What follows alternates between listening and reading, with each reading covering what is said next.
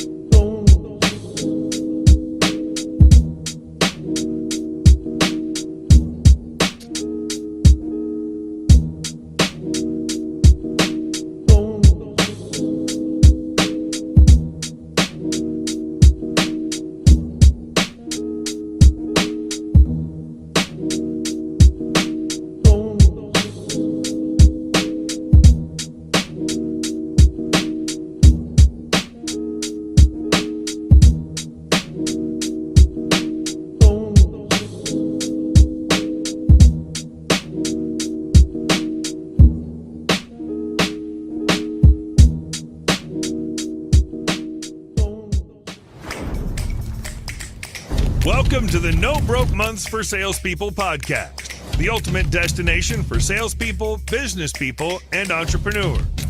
As you immerse yourself in this show, you'll discover the secrets to unlocking consistent and predictable income. We reveal the new way to persuade human behavior by mastering the art of the teach to sell method. Get ready to transform your approach and achieve unparalleled success. Welcome to the No Broke Months podcast. Today, I am joined. Well, first, I should tell you who I am. My name is Dan Rochon, and today I'm joined with Chris Van Dusen. And Chris and I are going to talk about how Chris Van Dusen builds and scales powerful brands. So we're going to talk about game-changing growth today, and a little bit about Chris. He's a powerhouse in venture capital and private equity, and he's currently serving as a senior partner for Solyco Capital and specializes in fueling the growth of late-stage startups and scaling businesses with a bold, brand-focused approach that drives measurable success. In other words, this guy, he gets shit done. Chris, welcome. How are you? Dan, thank you so much for having me, man. This is great. Excited to be here. Big fan. It's my pleasure. So, Chris, tell us a little bit. Today we're going to talk about game-changing growth, and we're going to talk about how to build and scale powerful brands. But before we do that, I know you've got a history of bringing multiple brands to market, selling them, and scaling them, building them, and selling them. So, tell us a little bit about that. Like, how'd you get involved in this, and what were your first couple ventures? Yeah, absolutely. So it's funny. I moved to California back at the end of 2009. Company came out unfortunately restructured, which means I'm this like forced or accidental entrepreneur. But I was an economics major. I love this interplay between sales, marketing, business development, and also the big dreaded finance, meaning the numbers side of the world, right? And so I started an agency in 2015. And with some partners, we grew that to be a pretty good agency, really focused around conversion rate optimization, high intent media buying, right? Everyone at the time was just buying media, but I used the fishing analogy, right? You'd catch the fish, you'd put it in a net, it'd fall right through. And so we worked really hard to make that net as strong as it could, because you could double a conversion rate, add 50% to a conversion rate without the added cost of just spending more media dollars, right? Yeah. And so during that time, I met some gentlemen who wanted to start a CBD company. And so I joined kind of as number 6, if you will. And we ended up growing what ended up being the second largest CBD brand, sold it in 2021. The funny part was, as I mentioned, I had this agency that was doing conversion rate optimization, was doing media buying. That's what I knew how to do. So a lot of our focus was direct to consumer, right? Selling products online. And in that CBD space, in that CBD world, it was something that no one was really doing exceptionally at the time. And we had a great spot to jump in. And I think that's a really important piece, is finding out what possibly others aren't doing exceptionally and being able to do that. Because you can't be great at everything. You can be really excellent at a few things, and doing that well is an amazing way to really focus on scale. But we sold that CBD brand. I had the fortune to found a liquor distillery in Huntington Beach with my wife and another couple. We sold that in 21. and then sold a beauty care brand, naturally, in 2019. So, for me, Wait. So we got CBD, we got liquor and beauty, right? Like you sound like you're just perfect for a party, you know? It's like exactly.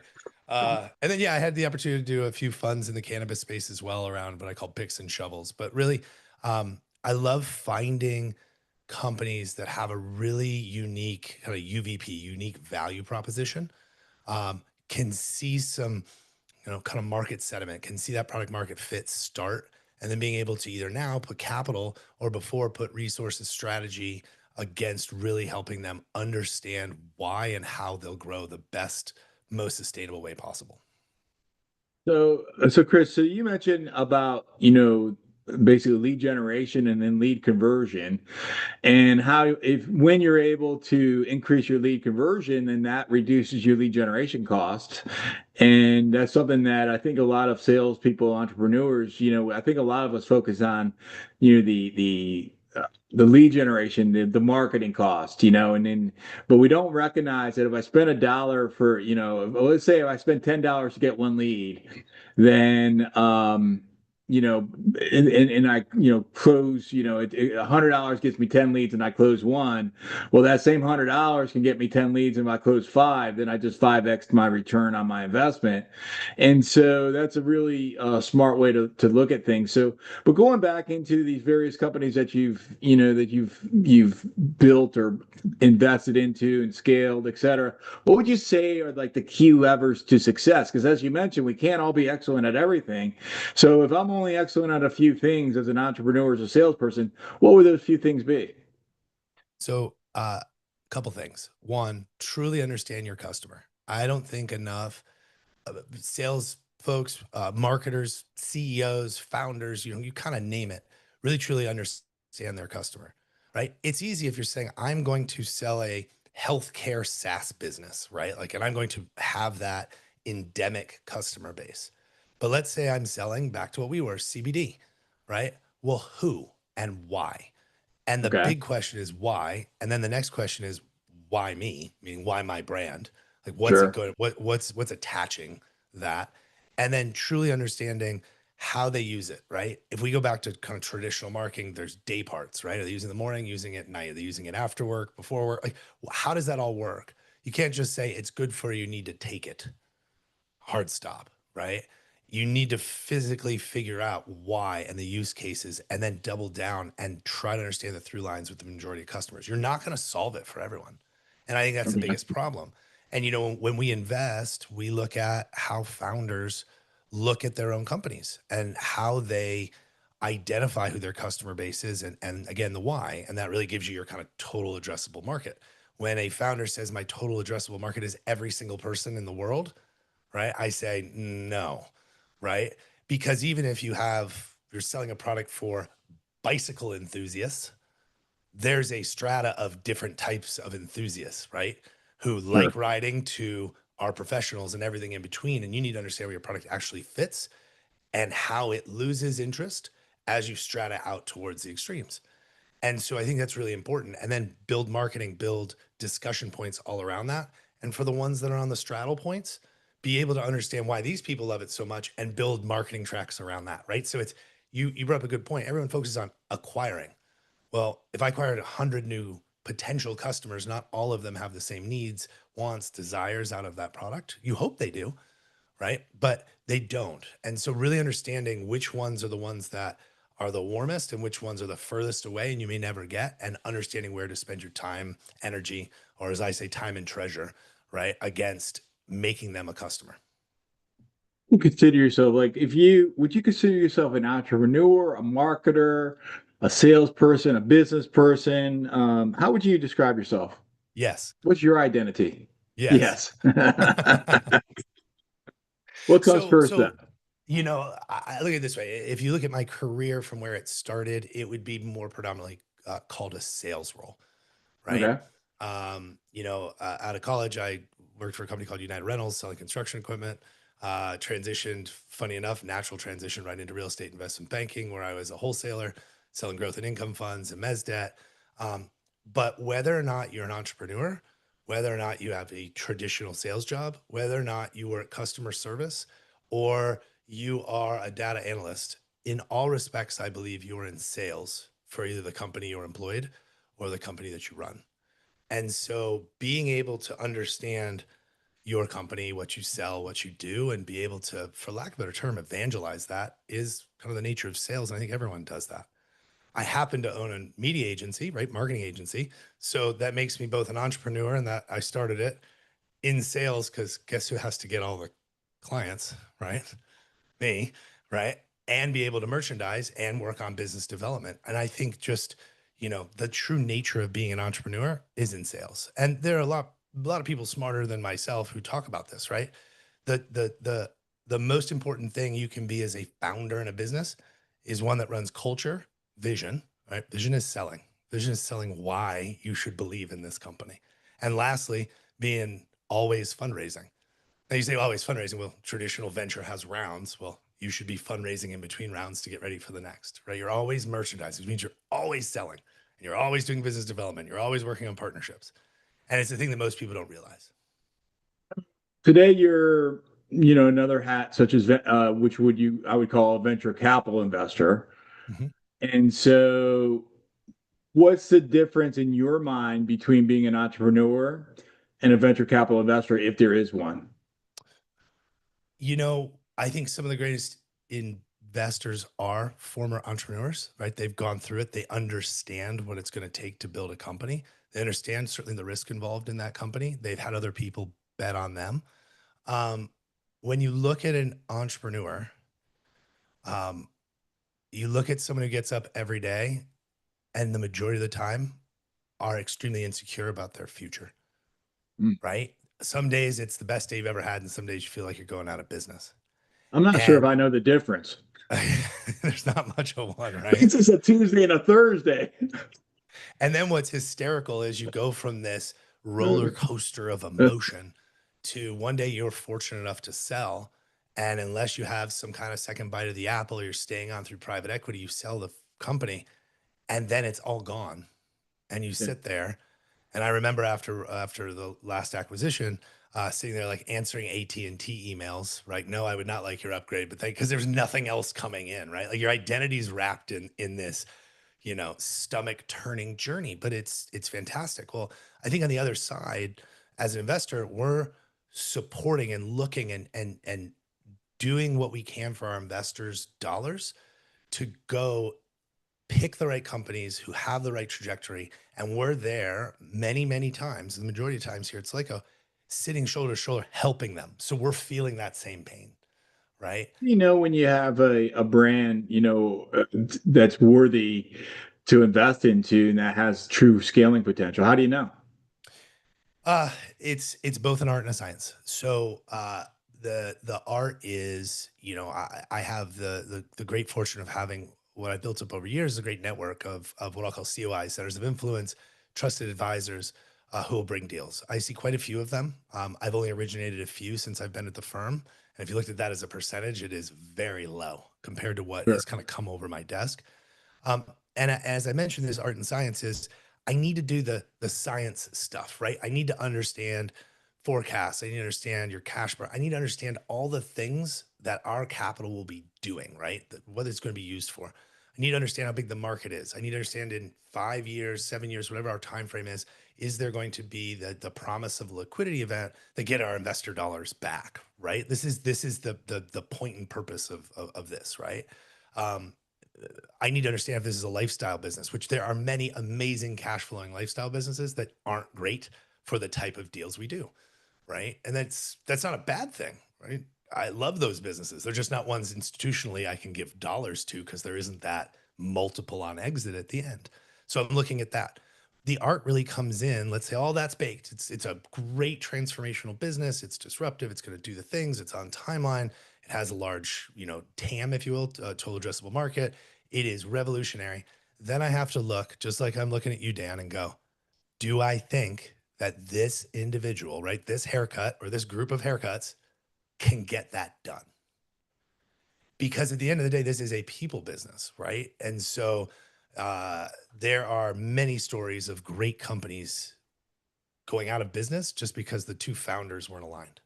So I like really understanding if it's two multi-founders, their views and do they sync? Is one trying to build something over here and the other is just trying to build what they like? If it's a single founder, personally, and I can kind of show you that track record on the deals I brought in, I love second and third time founders. And the Because reason they've already learned, and they've already had the defeat. yes. So I was a first time founder at one time, right? Sure. I have nothing but the utmost respect, but I do believe, and I talk about this quite often, that the idea of being an entrepreneur has been romanticized in our culture, and I love it. Look, again, you asked what hat I wear. Like, I have done that, right? It's hard. It's not for everyone, and I think that's okay. I'd say it's not for most. It's not for most. Yes. And Yeah. so, as I'm looking across the table at someone that we're going to invest, again, time and treasure, right? Capital and time to not only mentor, but help drive this company forward.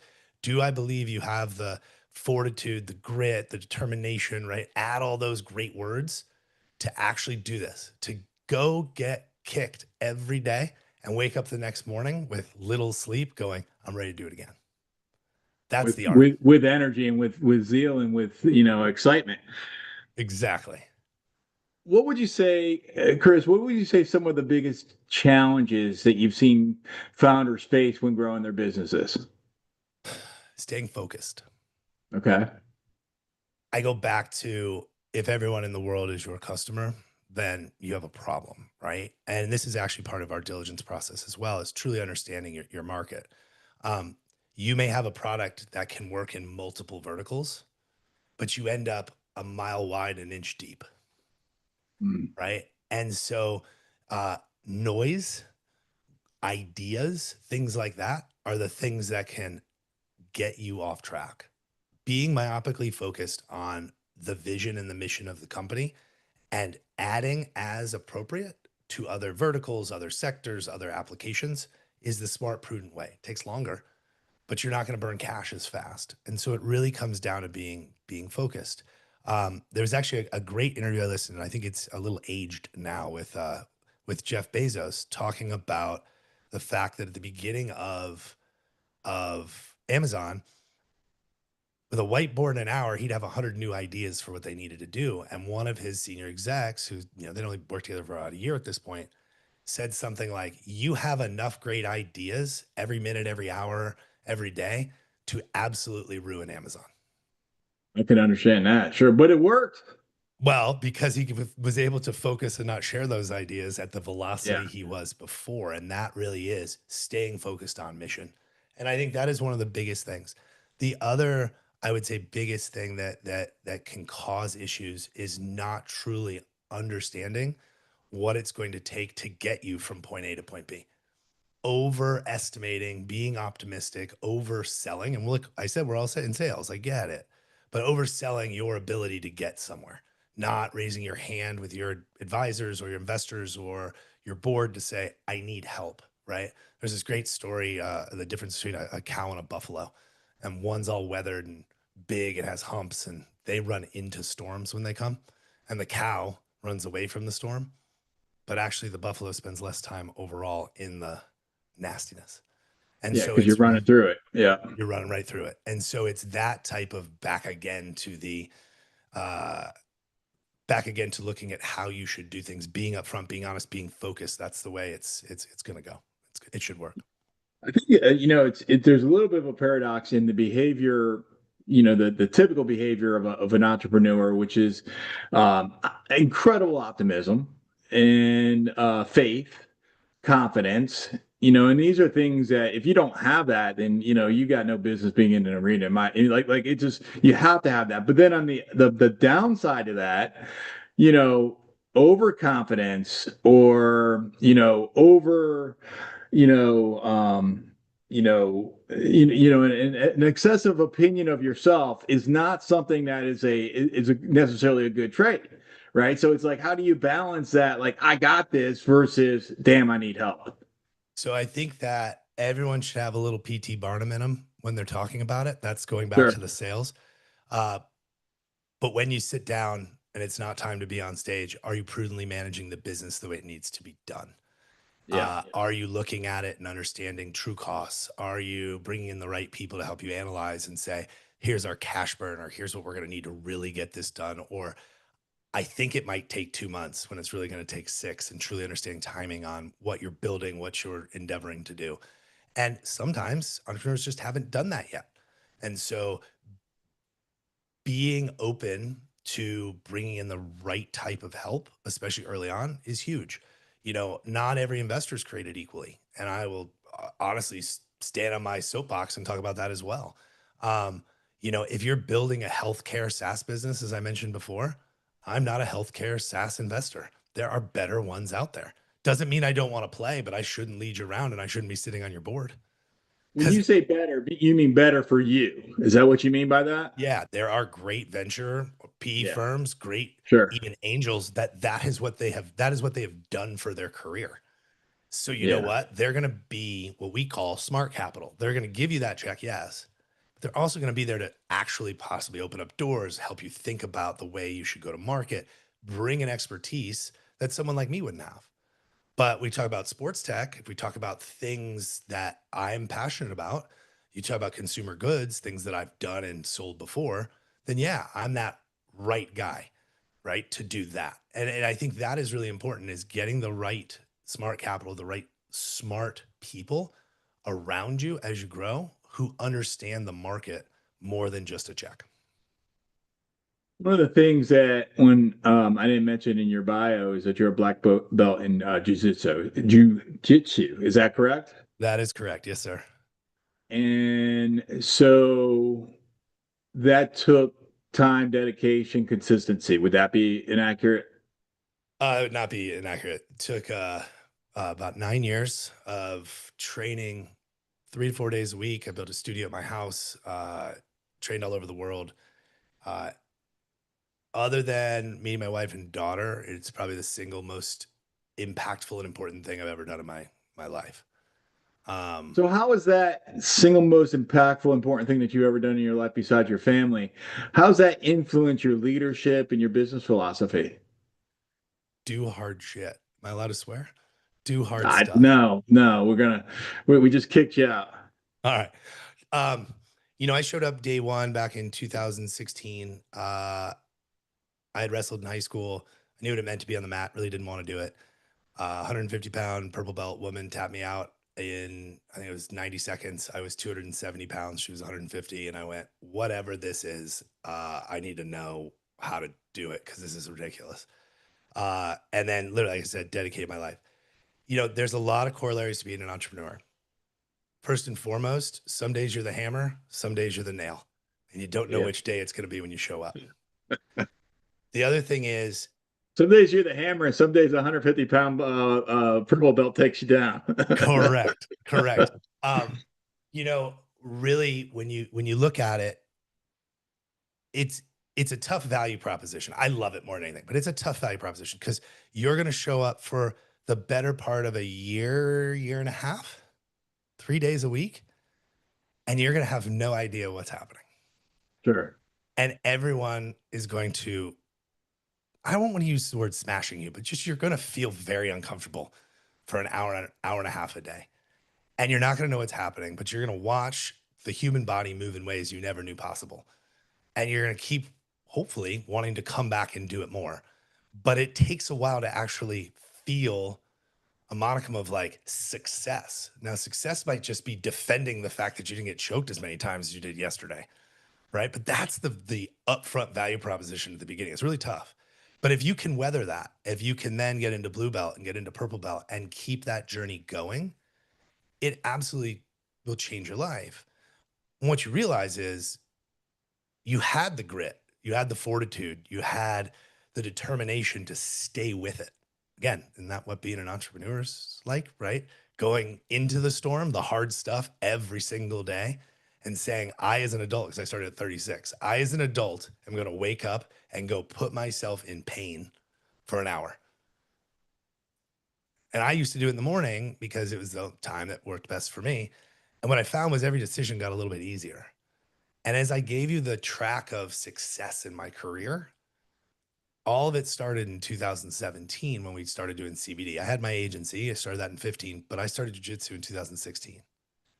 And so it was one of those where no excuses. You go and you put in the work, you put in the mat time, you go and you spend that time and you feel that grit, and it carries over to everything else you do.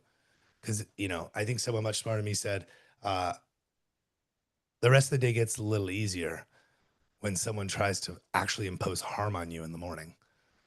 The decision-making ability, the decision velocity, which is all of jiu-jitsu, figuring out how to make fast decisions, right or wrong, and move quickly if they're wrong and pursue them if they're right. And that is also being an entrepreneur, is figuring out how decision velocity makes sense within your company. And this is practicing it every day. What daily habits or principles help you to stay focused and effective in your life? Certainly jiu-jitsu, certainly just being active. Every day I need to do something. Breaking a sweat, the feeling, no one has ever said after a workout, damn, that sucked. But they will always make excuses not to go. And so I think the biggest thing is getting something in every day seems to clear the mind, the soul to be ready. 2, being really focused on time management. And it's the thing that we just naturally as humans aren't the best at. There are a lot of dings and pings and things from our computers or from our phones that are going off that can warp you down a rabbit hole for 10, 15 minutes. And you do that 2 or 3 times a day, times a week. And you go, man, I don't have time to do anything I want. Well, I just gave you all your workout time for the week. Right. So it's really understanding how to stay focused. Those are the biggest things. And allow yourself to have some time to do some things that you enjoy. I don't care how busy you are. Right. You know, again, I've had conversations with people who say they don't have time, and then I ask them what TV shows they're watching, and there's definitely a lot of time. Yeah. And so what I'm, you know, as we, you know, sort of get to the end of our conversation here, Chris, what I'm discovering or I'm become aware of is the fact that consistent action through time creates success, whether that be physical or mental or spiritual or in any other capacity, business, professionally, personally, and that there will be times where you're going to get punched in the teeth. And, you know, then you get a choice of, you know, what do I do about this? And the hardest thing in the arena is driving to the gym, not necessarily being in the gym. And so it's really just getting started and then, you know, creating habits that allow for you to make decisions. Is it bad to watch TV? No. But it goes back into that. Is that a mechanism to avoid something, or is that a mechanism to to relax? You know, and again, there's no judgment on anything, right? It's just recognizing the reality of, you know, if you're doom scrolling on on Instagram or Facebook or TikTok, you know, and 2 hours later you come back and say I had no time. Well, you know, just being aware of what you just did and then making different choices moving forward. So that's sort of the way that I'm summing up what I understood you to say. Am I Yeah. hitting that pretty right? Yeah, I think you are. You know, there has been for years, and we saw this whole hustle culture come out, right? And you know, not mad at it, got some people going, right? But I think at some point it's reckless, right? Sure.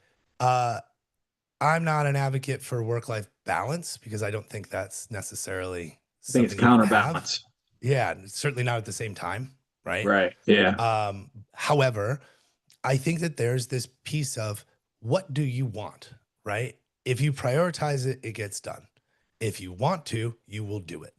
And so if you don't want to do it, don't be mad that you didn't do it later, right? So if you prioritize it, you say, these are the things that I want to achieve, guess what? Everything else will fall away, and naturally you will select the things that you prioritize that you want to do.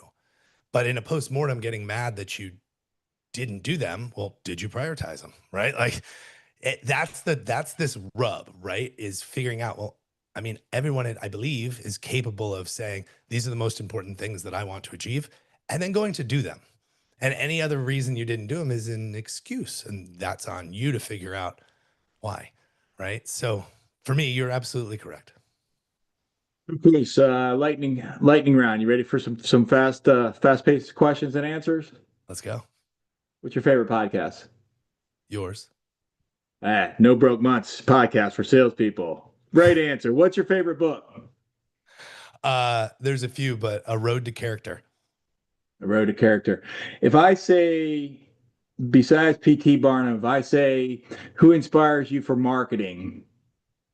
What's the name? What's the first name that comes to your mind? Steve Jobs. Who inspires you for strategy? Ooh, probably Steve Jobs as well. Man was If I brilliant. say entrepreneur, whose name comes to mind? Elon. Hard problems. What's your favorite all-time movie? Boondock Saints. Boondock Saints. Man, you got some good answers here. Chris, how can somebody get in touch with you? Easiest way, LinkedIn. It's Chris M as in Michael Van Dusen. Instagram's the same. And both of those you can find my email on. Thank you for your time today, Chris. Audience, thank you for your time as well. And I want to wish that you have the best day of your life. Be grateful, make good choices, go help somebody. And remember, I love you. Remember, you are loved. Remember, you are lovable and you are worthy. God bless you. Hey there, No Broke Months listener. I've got some exciting news. We just passed 375,000 downloads for the No Broke Months podcast, and I could not have done it without you. I am beyond grateful for every single listener who tunes in daily, takes action, and shares this journey with me. Now, let's take it a step further. If this podcast has helped you, imagine what it could do for another salesperson who might be struggling. Share the show with them. Let them know there's a way to create consistent and predictable income, because no salesperson should ever have another broke month again. And hey, while you're at it, don't forget to like, subscribe, and leave us a favorable review. Your support helps us reach even more salespeople who need this. Until the next episode, have the best day of your life. Be grateful, make good choices, go help someone, and share the show with a friend. God bless you.